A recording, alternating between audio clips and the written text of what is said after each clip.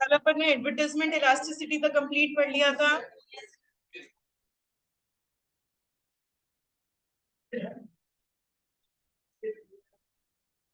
Moderate मतलब ना तो ज्यादा इलास्टिक ना ज्यादा इनइलास्टिक, बीच की जो चीजें होती है उसे मॉडरेट कहते हैं। हाँ, इफेक्टिव डिमांड, डिमांड जो होती है उसे इफेक्टिव डिमांड कहते हैं। इफेक्टिव डिमांड के तीन कंपोनेंट्स है। डिजायर, आपकी इच्छा होनी चाहिए, मींस टू परचेज, खरीदने के साधन अवेलेबल होने चाहिए, and willingness to use those means to purchase, उन साधनों को यूज करने की आपकी इच्छा भी होनी चाहिए, तो आप उसे इफेक्टिव डिमांड। जो अपन करते थे एबिलिटी और विलिंगनेस टू डिमांड, उसी को अलग वर्ड्स में कह दिया है यहाँ पे इफेक्टिव, बाकी मीनिंग दोनों का सेम होता है। Tight demand, tight demand derive demand होती है, जो किसी और पेरेंट प्रोडक्ट पे डिपेंड करेगी, उस तरह की डिमांड को क्या कहा जाता है, टाइट डिमांड। जैसे कि सीमेंट की डिमांड बिल्डिंग पे डिपेंड करती है, जितनी बड़ी बिल्डिंग बनेगी उतना ज्यादा सीमेंट चाहिए, तो सीमेंट की प्राइस बढ़ती जाएगी, उसकी डिमांड में कोई खास ज्यादा फर्क नहीं पड़ेगा। इलास्टिसिटी क्या कर्व बताऊं कि क्या बताना है, ये क्रॉस इलास्टिसिटी बताना क्या बताना है?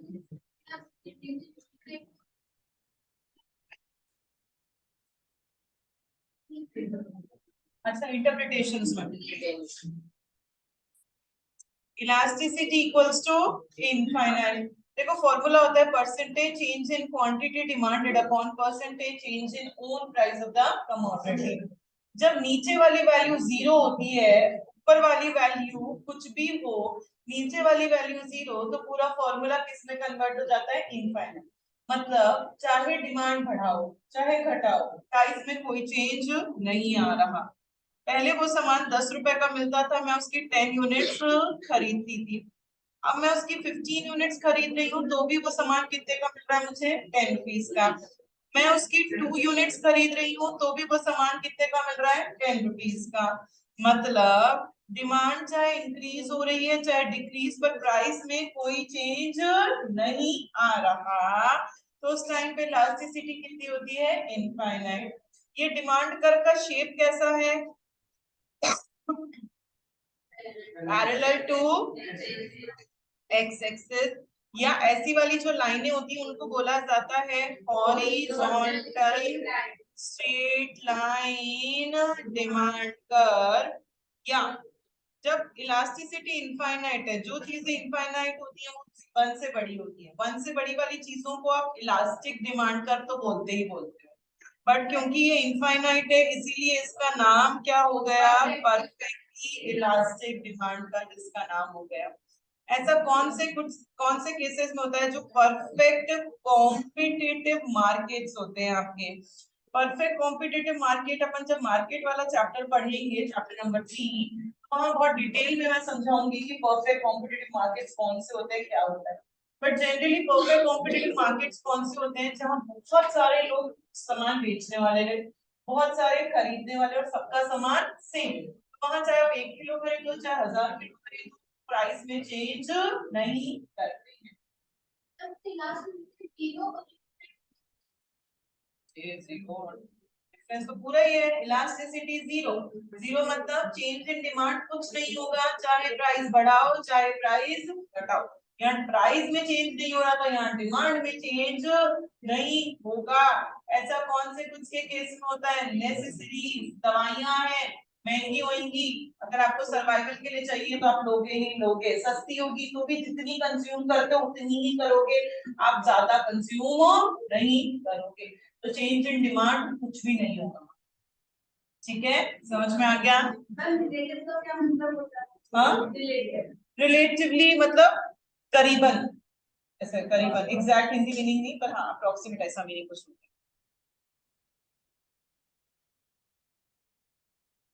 यहाँ तक का क्लियर है बच्चों।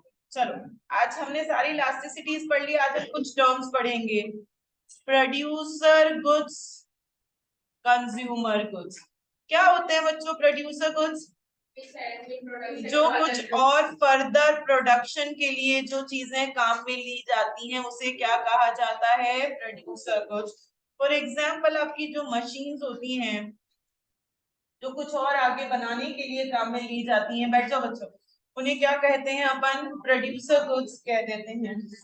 कंज्यूमर गुड्स कौन से होते हैं? जो फाइनली कंज्यूमर कंज्यूम करता है, उन सारे गुड्स को क्या कहा जाता है? हाँ, प्रोड्यूसर गुड्स को इंटरमीडिएट गुड्स भी कहते हैं, क्योंकि वो फाइनली कंज्यूम नहीं किए जा रहे हैं। नहीं, raw material, raw material is a producer good, जो कुछ और बनाने के लिए काम में लिया जा रहा है। अरे ये एक एग्जाम्पल है, ये एक एग्जाम्पल है, ये दोनों प्रोड्यूसर गुड्स के एग्जाम्पल हैं। Machine is not a intermediate good, machine is a capital good, but raw material is an intermediate good, which is also an example of producer। ठीक है, तो बेसिकली प्रोड्यूसर गुड्स वो सारे goods होते हैं जो कुछ भी और फर्दर प्रोडक्शन के लिए काम में लिए जाते हैं, उन्हें क्या कहते हैं? Producer goods. कंज्यूमर गुड्स जो फाइनली आप कंज्यूम करते हो, जैसे कि आप फाइनली ब्रेड कंज्यूम कर रहे हो, जैसे कि फाइनली आप मैगी कंज्यूम कर रहे हो, उनको क्या कहते हैं? कंज्यूमर। अब ये कंज्यूमर गुड्स भी दो तरीके के होते हैं, durable goods and non durable goods. Durable, durable goods कौन से होते हैं? जो लॉन्ग लास्टिंग होते हैं, जो लंबे समय तक काम में लिए जा सकते हैं, उन्हें ड्यूरेबल कंज्यूमर गुड्स कहते हैं। फॉर एग्जाम्पल, आपके जो आपका जो फर्नीचर होता है, वो क्या हो गया? आपका ड्यूरेबल कंज्यूमर गुड्स हो गया, जो लॉन्ग लास्टिंग काम में लिया जाता है। नॉन ड्यूरेबल, जो सिर्फ और सिर्फ एक ही बार काम में ले सकते हो, उन्हें क्या कहते हैं? Non durable consumer goods. For example आपका ब्रेड, फॉर एग्जाम्पल आपकी बटर, फॉर एग्जाम्पल आपकी मैगी, जो आप एक ही बार काम में ले सकते हो, उन्हें क्या कहते हैं? नॉन ड्यूरेबल कंज्यूमर गुड्स कह देते हैं। Then derived demand and autonomous demand. Derived demand क्या होती है बच्चों? जो किसी पेरेंट प्रोडक्ट पे डिपेंड करती है, जैसे कि सीमेंट की डिमांड डिपेंड करती है बिल्डिंग पे। ऑटोनोमस डिमांड क्या होती है बच्चों? इंडिपेंडेंट, किसी और चीज पे डिपेंड नहीं करती, उसे क्या कह देते हैं?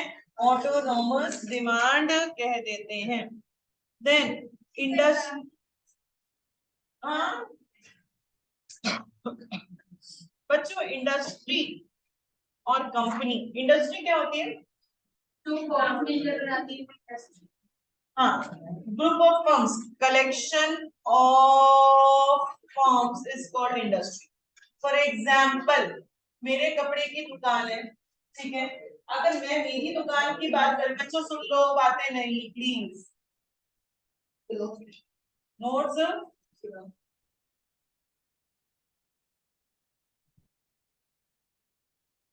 फॉर एग्जाम्पल, मेरे कपड़े की दुकान है, मैं मेरी दुकान की बात कर रही हूँ, क्या चल रहा है अनुष्का? जब से कैलकुलेटर्स में, फोन में, इकोनॉमिक्स में कैलकुलेटर कब से काम आने लगा? अभी। इंडस्ट्री डिमांड में कैलकुलेटर चाहिए, और 3 कैलकुलेटर, फिर फोन। पहले भी मैंने फोन के लिए टोका था, याद है? वहां बैठे थे। ध्यान रखो बेटा, थोड़े दिनों में मैं फोन सीज करने लग जाऊंगी। मैंने मेरी क्लास में फोन देख लिया तो फोन मैं रख लूंगी, फिर आपके मम्मी पापा आएंगे तब दे दूंगी, बस और क्या है, इतना सा काम है। हाँ चलो, हाँ जी बच्चों, इंडस्ट्री डिमांड। सपोज मैं, मेरी कपड़े की दुकान है, अगर मैं मेरी दुकान की बात करती हूँ, तो मेरी फर्म, मैं मेरी कंपनी की बात कर रही हूँ। पर अगर मैं पूरे इंडिया के कपड़ा बाजार की बात करूँ, पूरा इंडिया का कपड़ा बाजार में मेरी दुकान भी आएगी, और भी जितने भी कपड़ों की दुकानें हैं, जितने भी लोगों का कपड़ों का काम है, वो सब एक इंडस्ट्री में कहलाएंगे। तो वो मैं किसकी बात कर रही हूँ? इंडस्ट्री की बात कर रही हूँ। अगर मैं कहूँ इंडिया में कपड़े की डिमांड इतनी है, तो मैं इंडस्ट्री की बात कर रही हूँ। अगर मैं कहूँ मेरी कंपनी के कपड़े की डिमांड इतनी है, तो मैं किसकी बात कर रही हूँ? फर्म के डिमांड या कंपनी के डिमांड की बात कर रही हूँ। देन नेक्स्ट होता है आपका short run demand and long run demand. Short run, short run मतलब इमीडिएट रिएक्शन की वजह से इंडस्ट्री और कंपनी में, कंपनी मतलब मैं मेरे कपड़े की दुकान की बात कर रही, उसकी डिमांड की बात कर रही, और कंपनी इंडस्ट्री का मतलब मैं पूरी इंडिया के कपड़ा बाजार की कितनी डिमांड आ रही है अगर वो बात करती हूँ तो मैं इंडस्ट्री की बात कर रही हूँ। हाँ जी, अगर जो इमीडिएट रिएक्शन की वजह से जो डिमांड क्रिएट होती है उसे क्या कहा जाता है, short term demand. Immediate reaction की वजह से, फॉर एग्जाम्पल, फॉर एग्जाम्पल आप कुछ ऑनलाइन देख रहे हो, ठीक है, ऐसे ही कुछ भी, उसमें आया कि 15 मिनट के लिए फ्लैट 50% ऑफ है, 15 की भी जगह 5 मिनट के लिए फ्लैट 50% ऑफ है। अब उस 5 मिनट इमीडिएटली प्राइस कम हुई और सिर्फ 5 मिनट के लिए कम हुई, बाकी ज्यादा देर के लिए नहीं। तो उस 5 मिनट में जो डिमांड क्रिएट होगी, इमीडिएटली आपने रिएक्शन दिया, उसकी वजह से जो डिमांड क्रिएट हुई उसे क्या कहते हैं, short term demand. Long run demand क्या होता है, सपोज अमेजोन की सेल आने वाली है। अब अमेजोन की जो सेल आने वाली है उसके लिए वो लोग 2 महीने पहले से एडवर्टाइजमेंट टीम में डालने लग गए, हर जगह एडवर्टाइजमेंट, सेल आ रही है, सेल आ रही है, सेल आ रही है। अब जो लोग यूज करते थे उनको भी पता है सेल आ रही है, जो नहीं कर रहे थे अमेजोन उनको भी पता है सेल आ रही है। और सेल 5 मिनट के लिए नहीं आ रही, सेल आ भी रही है आपकी 15 डेज के लिए। अब यहाँ आपके पास टाइम पीरियड इतना सफिशिएंट है कि नए लोग भी उसके बारे में जान पा रहे हैं, पुराने लोगों को भी एडजस्ट, और आराम से 15 दिन में आप आराम से सर्व कर आप शॉपिंग कर सकते हो, तुरंत रिएक्शन देने की जरूरत नहीं। फिर जो 15 दिन में डिमांड क्रिएट होती है उसे क्या कहा जाता है, लॉन्ग रन डिमांड कहा जाता है। तो शॉर्ट रन डिमांड का मतलब होता है इमीडिएट प्राइस में चेंज हुआ या किसी भी फैक्टर में चेंज हुआ, उसकी वजह से इमीडिएट रिएक्शन की वजह से जो डिमांड क्रिएट होती है उसे क्या कहा जाता है, short run demand. Long run demand का मतलब आपके पास टाइम पीरियड सफिशिएंट इनफ है, आप अपनी चीजों को एडजस्ट कर सकते हो, उसके बाद जो डिमांड क्रिएट होती है उसे क्या कहते हैं अपन, लॉन्ग रन डिमांड कह देते हैं। तो ये सारे डिमांड्स होती हैं, कौन सी पढ़ ली अपन ने, प्रोड्यूसर गुड्स, कौन से होते हैं बच्चों प्रोड्यूसर गुड्स, जो पिक्चर प्रोडक्शन के लिए काम में लिए जाते हैं। देन कंज्यूमर गुड्स क्या होते हैं, कंज्यूमर दो तरीके के कंज्यूमर गुड्स होते हैं, durable and non durable. Durable का मतलब इससे ज्यादा बार काम में ले सकते हो, नॉन ड्यूरेबल से सिर्फ एक ही बार काम में ले सकते हो। Derived demand and autonomous demand क्या होती है, प्रोडक्ट में डिराइव्ड डिमांड, और जो इंडिपेंडेंट है किसी और पे डिपेंड नहीं करती इसे autonomous demand. Then firm demand and industry demand, पूरी इंडस्ट्री की बात कर रहे हैं तो इंडस्ट्री, और एक कंपनी की बात कर रहे हो तो firm. Short run and long run demand मतलब रिएक्शन की वजह से जो डिमांड क्रिएट होती है उसे कहते हैं short run demand. Time period sufficient enough है, फिर एडजस्ट कर आप अपनी डिमांड क्रिएट कर रहे हो उसे क्या कहते हो, लॉन्ग रन डिमांड कह देते हो।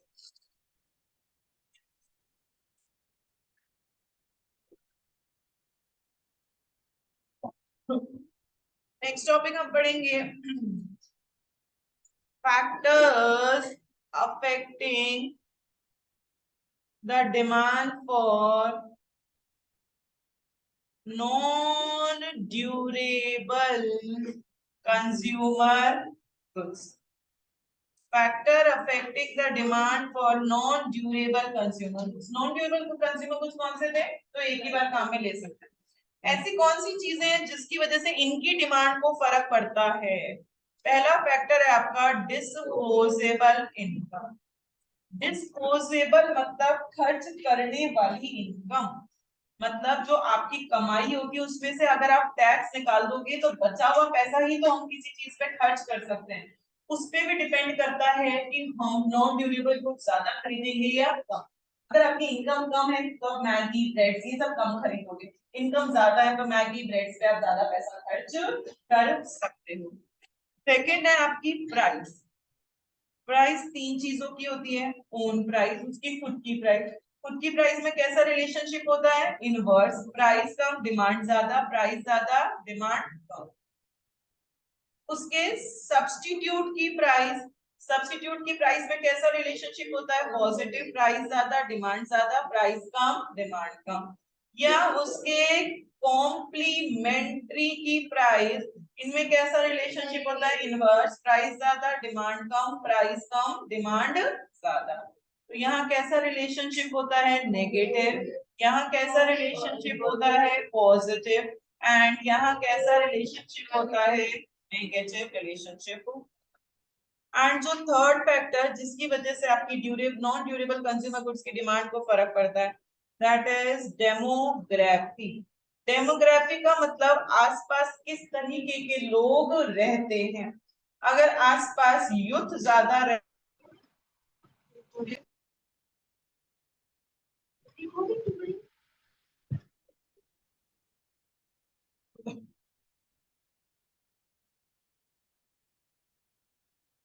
हाँ जी, अगर आसपास यूथ ज्यादा रहता है तो यूथ लोगों को क्या चाहिए? मैगी ज्यादा चाहिए, ब्रेड ज्यादा खाने को चाहिए।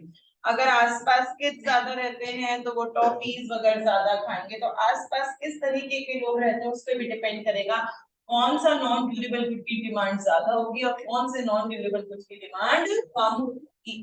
तो ऐसे कौन से फैक्टर्स हैं जिसकी वजह से नॉन ड्यूरेबल गुड्स की डिमांड को फर्क पड़ता है? कौन से फैक्टर्स हैं? पहला, डिस्पोजेबल। डिस्पोजेबल मतलब इनकम में से टैक्स हटाकर जो पैसा बचता है जो हम खर्च कर सकते हैं उसे क्या कहते हैं? Disposable income. सेकंड है प्राइस। प्राइस भी तीन चीजों की, उसकी खुद की, सब्स्टिट्यूट की और कॉम्प्लीमेंट्री की। एंड थर्ड है डेमोग्राफी, कि आसपास किस तरीके के लोग रहते हैं उस पर भी डिपेंड करेगा कि आप नॉन ड्यूरेबल गुड्स की डिमांड कितनी क्रिएट करते हैं।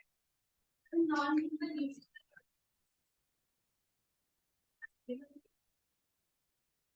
Human using the product concern, नहीं एनिमल्स नहीं है बच्चे, मतलब मशीन वगैरह में भी आप कुछ क्या काम में ले रहे हो? कौन सा ड्यूरेबल कुछ काम में ले रहे हो? नॉन ड्यूरेबल कुछ काम में ले रहे हो? हाँ जी, नेक्स्ट टॉपिक अपन पढ़ेंगे, that is factors affecting the demand for durable consumer goods. अब ये ड्यूरेबल कंज्यूमर गुड्स कौन से होते हैं? जो लॉन्ग लास्टिंग है, जो एक से ज्यादा बार काम में लिए जा सकते हैं, उन्हें क्या कहते हैं? Durable consumer goods. ऐसे कौन से फैक्टर्स हैं जिसकी वजह से उनकी डिमांड को फर्क पड़ता है ड्यूरेबल कंज्यूमर गुड्स? सबसे पहला, पोस्टपोन। कई बार आप ड्यूरेबल कंज्यूमर गुड, ड्यूरेबल जैसे कि एसी, एसी की डिमांड, एग्जांपल ले रही हूँ एसी, एसी की डिमांड कई बार अपन पोस्टपोन कर सकते हैं, आगे किसका सकते हैं। अब मैं पोस्टपोन करूंगी या नहीं depends on my social status. अगर मेरा बहुत हाई फाई सोसाइटी है जहाँ सब लोग लेटेस्ट टेक्नोलॉजी वाला सामान काम में लेते हैं तो फिर मुझे लेटेस्ट एसी लगाना ही पड़ेगा, मैं पुराने एसी पे काम नहीं कर सकती। पर अगर मेरी बहुत मिडल, बहुत एवरेज सी सोसाइटी है तो वहां अगर मेरे घर में इस साल एसी नहीं है तो मैं क्या सोचूंगी, चलो कोई नहीं, ये गर्मी और निकल जाए, अगली साल मैं एसी लगवा लूंगी अपनी तरफ। तो आपका सोशल स्टेटस, आपकी सोसाइटी कैसी है उस पर डिपेंड करेगा कि आप ड्यूरेबल गुड्स खरीदेंगे या नहीं खरीदेंगे, उसकी डिमांड को पोस्टपोन करेंगे या नहीं। डिपेंड्स ऑन आपकी इनकम। अगर ऑब्वियसली आपके पास इनकम होगी तो आप ड्यूरेबल गुड्स खरीदेंगे, नहीं होगी तो नहीं खरीदेंगे। इनकम कम है तो हम डिमांड को पोस्टपोन कर देंगे और इनकम ज्यादा है तो पोस्टपोन नहीं करेंगे। And depends on rate of obsolescence. Obsolescence मतलब बच्चों पुरानी टेक्नोलॉजी, आउटडेटेड टेक्नोलॉजी। अगर कोई सामान ऐसा है, जैसे पहले जो टीवी आते थे, अब तो बताइए आप लोगों ने देखे होंगे ब्लैक एंड व्हाइट टीवी, छोटे मोटे जो होते थे, कम इतना मोटा टीवी होता था वो, अब तो एलईडीज वगैरह लगती हैं सबके घरों में। तो जो मोटे मोटे टीवी आते थे, तो वो खराब भी हो गया तो उसको ठीक कराने का कोई सिस्टम नहीं है, मार्केट में कुछ है ही नहीं, कोई पार्ट से अवेलेबल नहीं है क्योंकि वो आउटडेटेड टेक्नोलॉजी हो चुकी है। तो अगर आपका ड्यूरेबल गुड आउटडेटेड है, मतलब ऑब्सोलीट हो रहा है, तो हमें उसको पोस्टपोन कर ही नहीं सकते, नया खरीदना ही पड़ेगा। पर अगर वो आउटडेटेड नहीं हो रहा, अभी चल रहा है, तो हम उसकी डिमांड को पोस्टपोन कर सकते हैं। तो अब ड्यूरेबल गुड्स की डिमांड को पोस्टपोन करेंगे या नहीं करेंगे डिपेंड्स ऑन आपका सोशल स्टेटस, आपकी इनकम एंड आपका rate of obsolescence. Second, special facility. Durable goods को यूज में लेने के लिए आपको स्पेशल फैसिलिटी की जरूरत पड़ती है। जैसे कि सपोज मेरा घर एक बहुत छोटे गांव में है, मेरे पास पैसा खूब है, तो मैंने मेरे घर में फ्रिज खरीद लिया, अच्छा सा डबल डोर का बहुत बड़ा सा फ्रिज खरीद लिया। पर उस वहां पे गांव में लाइट ही नहीं आती, तो इन्वर्टर भी कितना साथ देगा आपका, 2 घंटा 3 घंटा, उससे ज्यादा इन्वर्टर भी साथ नहीं देगा। तो अगर आपको फ्रिज को काम पे लेना है तो आपके पास क्या होनी चाहिए, इलेक्ट्रिसिटी होनी चाहिए, अदरवाइज आप फ्रिज को यूज में ले ही नहीं सकते। फॉर एग्जाम्पल मैंने ऑडी खरीद ली, पैसा है मेरे पास तो ऑडी खरीद ली, मैं छोटे से गांव में रहती हूँ, बहुत पतली पतली गलियां हैं, अब उस गली में मेरी ऑडी घुस ही नहीं सकती, तो वो ऑडी खरीदने का कोई फायदा नहीं है। तो आपको ऑडी चाहिए, तो ऑडी को यूज करना है तो उसके लिए आपके पास क्या होनी चाहिए, रोड भी होनी चाहिए। तो जो ड्यूरेबल गुड्स होते हैं उनको यूज में लेने के लिए आपके पास स्पेशल फैसिलिटीज भी होनी चाहिए। उस पर डिपेंड करेगा आप उसकी डिमांड को क्रिएट करोगे या नहीं क्रिएट करोगे। थर्ड है आपका that is used by more than one person. Generally जो ड्यूरेबल गुड्स होते हैं वो एक से ज्यादा लोग घर में काम में लेते हैं। फॉर एग्जाम्पल आपका फ्रिज की बात करो, तो फ्रिज सिर्फ आप अकेले काम में नहीं लोगे, आपके मम्मी पापा, आपके भाई बहन, दादा दादी, जितने भी लोग घर में रहते हैं सब लोग सेम फ्रिज को यूज में लेते हैं, सबका पर्सनल फ्रिज नहीं होता।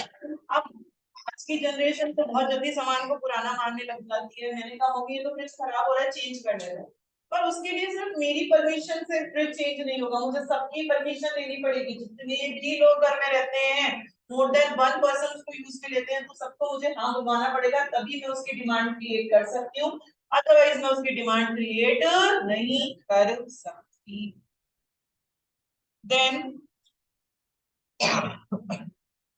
greater the holdings, greater will be replacement demand। जितने ज्यादा ड्यूरेबल गुड्स होंगे उतनी ज्यादा उनकी रिप्लेसमेंट डिमांड होगी। मतलब सपोज मेरे घर में पहले सिर्फ और सिर्फ एक स्कूटी थी, सिर्फ और सिर्फ एक स्कूटी, अब एक ही स्कूटी है तो उसके हर 6 महीने से ही सर्विस आएगी, उसका कोई साल में एक बार दो बार कोई कांच खराब हो रहा है, टायर खराब हो रहा है, तो उससे मुझे एक दो बार ही ठीक कराना पड़ेगा। पर अब मेरे घर में स्कूटी भी है, मेरे घर में बाइक भी है, मेरे घर में साइकिल भी है, मेरे घर में कार भी है। अब कभी तो स्कूटी का टायर खराब, कभी बाइक का टायर खराब, कभी साइकिल का खराब, कभी कार का खराब, कुछ ना कुछ, कभी एसी खराब, कभी टीवी खराब, कभी वॉशिंग मशीन खराब, कभी आरओ खराब, कुछ ना कुछ घर में चलता ही रहता है, चलता ही रहता है। तो जितने ज्यादा ड्यूरेबल गुड्स आपके पास होंगे उतनी ज्यादा उनकी रिप्लेसमेंट डिमांड थी। कभी मुझे कार ठीक करवानी है, कभी एसी ठीक करवाना है, कभी वॉशिंग मशीन ठीक करवानी है, कभी मुझे गीजर ठीक करवाना है, कभी मुझे इन्वर्टर ठीक करवाना है। तो जितने ज्यादा आपके पास ड्यूरेबल गुड्स होंगे उतनी ही ज्यादा उनकी रिप्लेसमेंट डिमांड, एक को रिप्लेस करना, वो चलती ही रहेगी।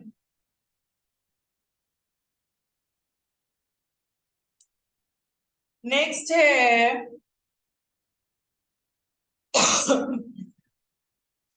Price and credit facility. Price obviously price पे तो डिपेंड करेगा ना उसकी डिमांड, प्राइस ज्यादा तो ड्यूरेबल गुड्स की डिमांड कम। कम इनवर्स रिलेशनशिप होता है बच्चों, भूल गए, प्राइस कम तो डिमांड। क्रेडिट फैसिलिटी, अगर मुझे एसी उधारी पे मिल रहा है तो मैं एसी की ज्यादा डिमांड करूंगी, और उधारी पे नहीं मिल रहा तो डिमांड भी कम करोगे। तो ये सारे फैक्टर्स होते हैं जिसकी वजह से ड्यूरेबल कंज्यूमर गुड्स की डिमांड को फर्क पड़ता है कि या तो डिमांड ज्यादा होगी या डिमांड कम होगी। कौन से फैक्टर्स हैं? फर्स्ट फैक्टर क्या है आपका, पोस्टपोन। पोस्टपोन मतलब हम उसकी डिमांड को आगे खिसकाएंगे या नहीं खिसकाएंगे, depends on my social status, income and rate of obsolescence. Next क्या है बच्चों, स्पेशल फैसिलिटी। उसको यूज में लेने के लिए आपके पास स्पेशल फैसिलिटी होना चाहिए। अगर आपके पास है तो आप उसकी डिमांड क्रिएट करोगे, अदरवाइज आप उसकी डिमांड क्रिएट नहीं करोगे। नेक्स्ट क्या है, used by more than one person. इतने सारे लोग यूज में ले रहे, तो सबकी परमिशन, सबकी हाँ बुलवानी पड़ेगी, तभी अपन उसकी डिमांड क्रिएट कर सकते हैं, अदरवाइज डिमांड क्रिएट नहीं कर सकते। नेक्स्ट क्या है, greater the holdings greater will be the replacement demand. जितने ज्यादा ड्यूरेबल गुड्स होंगे उतनी ज्यादा उनकी रिप्लेसमेंट डिमांड क्रिएट होती रहेगी। And price and credit facility पे भी डिमांड उसकी डिपेंड करती है, प्राइस ज्यादा डिमांड कम, प्राइस कम डिमांड ज्यादा, क्रेडिट फैसिलिटी ज्यादा तो डिमांड ज्यादा, ये अपने डिटरमिनेंट्स में भी पढ़ा था। और क्रेडिट फैसिलिटी कम तो डिमांड भी कम। Very good. देन नेक्स्ट अपन पढ़ेंगे factors affecting the demand for the capital goods.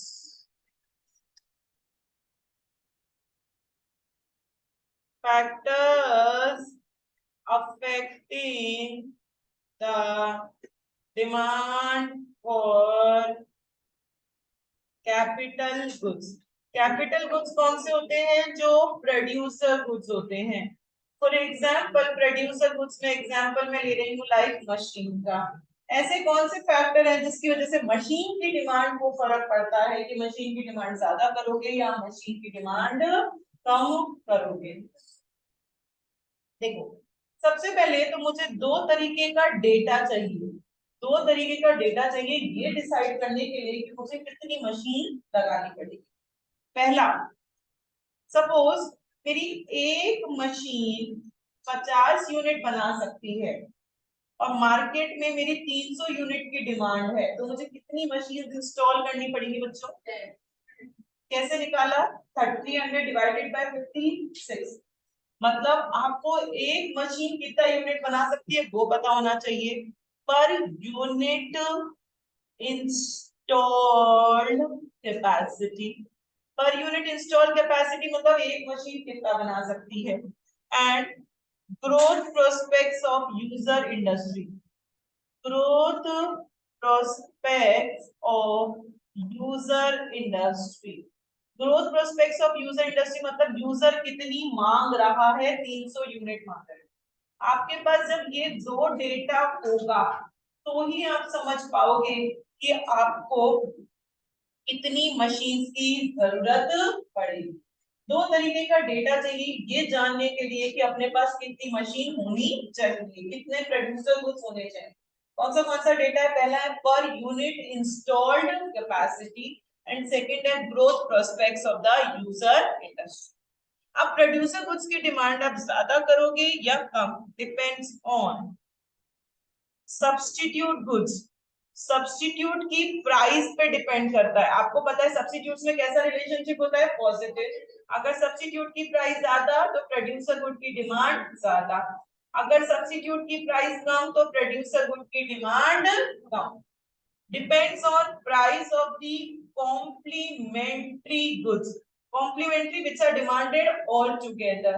यहाँ उनके बीच में कैसा रिलेशनशिप होता है? इनवर्स या नेगेटिव। अगर कॉम्प्लीमेंट्री की प्राइस ज्यादा तो इनकी डिमांड कम, कॉम्प्लीमेंट्री की प्राइस कम तो इनकी डिमांड ज्यादा। देन डिपेंड्स ऑन कि आप ऑप्टिमिस्टिक हो या पेसिमिस्टिक। ऑप्टिमिस्टिक का मतलब बच्चों positive in nature and pessimistic का मतलब नेगेटिव इन नेचर। अगर मैं अपने आप को लेकर पॉजिटिव हूं तो मुझे लगेगा आने वाले टाइम पे उस प्रोडक्ट की डिमांड बढ़ेगी, बढ़ेगी तो मैं आज ही मशीन ज्यादा इंस्टॉल करूंगी। पर अगर मैं पेसिमिस्टिक हूँ, मुझे लगता है नहीं नहीं नहीं नहीं अभी जितनी हो रही है उससे भी कम हो जाएगी आने वाले टाइम पे डिमांड, हर चीज में नेगेटिव नेगेटिव सोच रही हूँ, तो आप मशीन्स की डिमांड कम करेंगे। अगर आप एडवांस टेक्नोलॉजी पे काम करना चाहते हैं, टेक्नोलॉजी मतलब मशीनरी, ताकि आपकी जो कॉस्ट पर यूनिट है वो कम आ सके, सामान बनाने का जो खर्चा होता है वो कम आ सके, तो एडवांस टेक्नोलॉजी के लिए तो आपको लेटेस्ट मशीन पे काम करना पड़ेगा, तो आप मशीन या प्रोड्यूसर उसकी डिमांड ज्यादा क्रिएट कर देंगे। एंड लास्ट है इंटरेस्ट रेट, जो बैंक लोन के बदले इंटरेस्ट रेट लगाता है, ये भी हम पढ़ चुके हैं, ध्यान है डिटरमिनेंट्स में। अगर बैंक की इंटरेस्ट रेट ज्यादा है लोन के बदले तो आप बैंक से क्या लोगे? लोन कम। लोन कम तो आप इन्वेस्टमेंट मतलब प्रोड्यूसर गुड्स कम खरीदोगे। अगर बैंक की इंटरेस्ट रेट कम है तो मैं कौन, प्रोड्यूसर बैंक से लोन ज्यादा लेगा, और लोन ज्यादा लेगा तो प्रोड्यूसर इन्वेस्टमेंट भी क्या करेगा, ज्यादा करेगा। तो ये सारे फैक्टर्स हैं जिसकी वजह से प्रोड्यूसर गुड्स की डिमांड को फर्क पड़ता है। कौन से फैक्टर्स हैं? पहला प्राइस ऑफ सब्स्टिट्यूट्स, जहां पॉजिटिव रिलेशनशिप होता है। सेकंड प्राइस ऑफ कॉम्प्लीमेंट्री, जहां नेगेटिव रिलेशनशिप होता है। थर्ड है ऑप्टिमिस्टिक हो या पेसिमिस्टिक, ऑप्टिमिस्टिक हो तो डिमांड ज्यादा और पेसिमिस्टिक हो तो डिमांड कम। देन अगर आप लेटेस्ट टेक्नोलॉजी पे काम करना चाहते हो तो डिमांड ज्यादा करनी पड़ेगी, अदरवाइज आउटडेटेड टेक्नोलॉजी पे काम करोगे। लास्ट क्या है? Interest rate. अगर बैंक इंटरेस्ट रेट कम लगाता है तो मेरी डिमांड ज्यादा होगी, और बैंक इंटरेस्ट रेट ज्यादा लगाता है तो मेरी डिमांड कम हो जाएगी। तो ये हमने तीन चीजों के फैक्टर्स पढ़ लिए, रिवाइज करते हैं। हमने क्या क्या पढ़ लिया? Factors affecting the demand for non durable consumer goods. कौन से फैक्टर्स हैं? पहला है आपका डिस्पोजेबल इनकम। वो कैसे निकालते हो? इनकम में से जब टैक्स माइनस कर देते हो तो डिस्पोजेबल इनकम आती है। सेकंड क्या था? प्राइस। प्राइस में तीन था, ओन, सब्स्टिट्यूट, कॉम्प्लीमेंट्री। रिलेशनशिप जानते हो आप सबका। थर्ड क्या था? डेमोग्राफी, आसपास किस तरीके के लोग रहते हैं उस पर डिपेंड करेगा कि नॉन ड्यूरेबल गुड्स की डिमांड किसकी क्रिएट करोगे, किसकी नहीं करोगे। नेक्स्ट क्या है? Factors affecting the demand for the durable consumer goods. Durable consumer goods कौन से होते हैं? जो लॉन्ग लास्टिंग है, जो एक से ज्यादा बार काम में ले सकते हैं। अपन इसकी डिमांड को पोस्टपोन कर सकते हैं, depends on social status, income और आपकी रेट ऑफ ऑब्स्टिनेंस। देन इसको यूज में लेने के लिए स्पेशल फैसिलिटी की जरूरत है।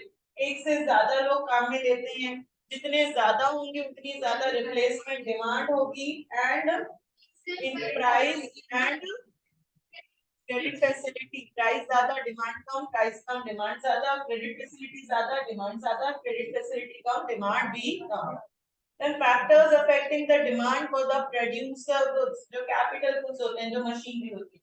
मुझे कितनी मशीनरी इंस्टॉल करनी है उसके लिए मुझे दो डेटा चाहिए, तो पर यूनिट इंस्टॉल्ड कैपेसिटी और एक growth prospects of the user industry. अब कौन से factors? Price of substitute, price of complementary, then optimistic, pessimistic, advance in technology and interest rate. अगर इंटरेस्ट रेट ज्यादा तो डिमांड कम, और इंटरेस्ट रेट कम तो डिमांड। Very good. तो अपन ये तीनों के फैक्टर्स पढ़ लिए, non durable goods, durable goods and producer goods के कौन से फैक्टर्स हैं जिसकी वजह से उनकी डिमांड को फर्क। क्लियर? आज यहीं तक का पढ़ेंगे, बाकी का कल।